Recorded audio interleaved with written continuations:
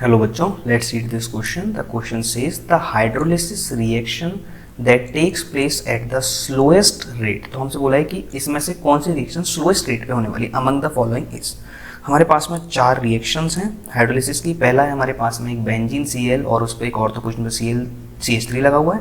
Aqueous NaOH से हम reaction करा रहे हैं, है एक हाइड्रोलिसिस रिएक्शन, ये आपको ध्यान रखना है, ठीक है. और बोल भी दिया उन्होंने कि एक हाइड्रोलिसिस रिएक्शन है और इसकी रिएक्शन के बाद क्या प्रोडक्ट बनना है, बेंजीन O-Na+ और ऑर्थो पे CH3. सेकंड ऑप्शन है आपका CH3 CH2Cl और हमको प्रोडक्ट मिल रहा है CH3 CH2OH. थर्ड है आपका CH2 double bond CH CH2Cl और आपका प्रोडक्ट है CH2 double bond CH CH2OH. Fourth है आपका बेंजीन CH2Cl और आपका प्रोडक्ट बनना है बेंजीन CH2OH. तो इस क्वेश्चन को सॉल्व करने के लिए जैसे कि हमको बोल दिया है कि क्वेश्चन में ये क्या है, एक हाइड्रोलिसिस रिएक्शन है. तो इस क्वेश्चन को सॉल्व करने के लिए जो की कॉन्सेप्ट हम लोग यूज करने वाले हैं वो है, जैसा कि आप लोगों को पता है हाइड्रोलिसिस जो है एक SN1 रिएक्शन है. क्या है हाइड्रोलिसिस? एक SN1 रिएक्शन है. तो SN1 रिएक्शन का जो रेट होता है वो किस चीज पर डिपेंड करता है, वो डिसाइड करने वाला है ये रिएक्शन स्लोएस्ट होगी या फिर हाईएस्ट होगी, कौन सी रिएक्शन की रेट कितनी ज्यादा होगी.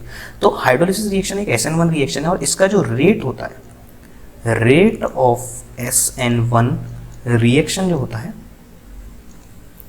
Is directly proportional to carbocation की स्टेबिलिटी.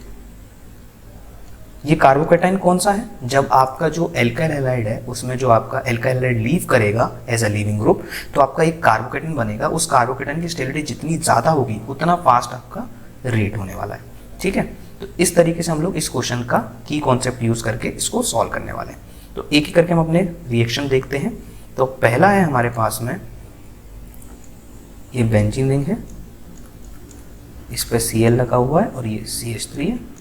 ये हमारा फर्स्ट है और इसकी रिएक्शन हमने करा दी एक्वस NaOH के साथ में और ये हमारी हाइड्रोलिसिस रिएक्शन है, पानी डला हुआ है आपका H2O, ठीक है.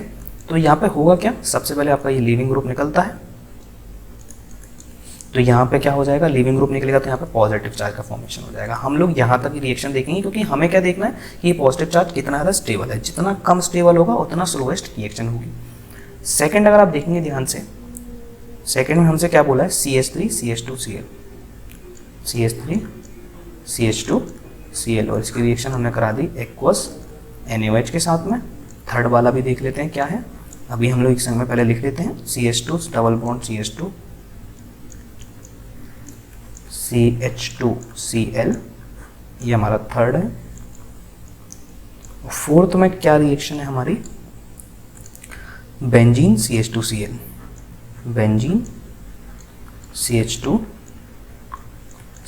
और यहाँ पे हम लोगों ने रिएक्शन कराई है एक्वस NaOH के साथ में. तो ये हमारे 4 कंपाउंड्स हैं, ठीक है.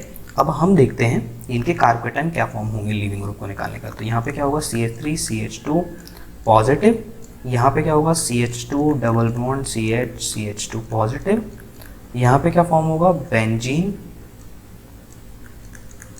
CH2 positive. तो अगर आप ध्यान से देखोगे यहाँ पर रेजोनेंस हो रहा है पॉजिटिव चार्ज के संग में, डबल सिंगल पॉजिटिव, तो यहाँ पर रेजोनेंस हो रहा है जो कि इसको हाईली स्टेबल बनाता है. यहाँ पर भी आपका रेजोनेंस हो रहा है,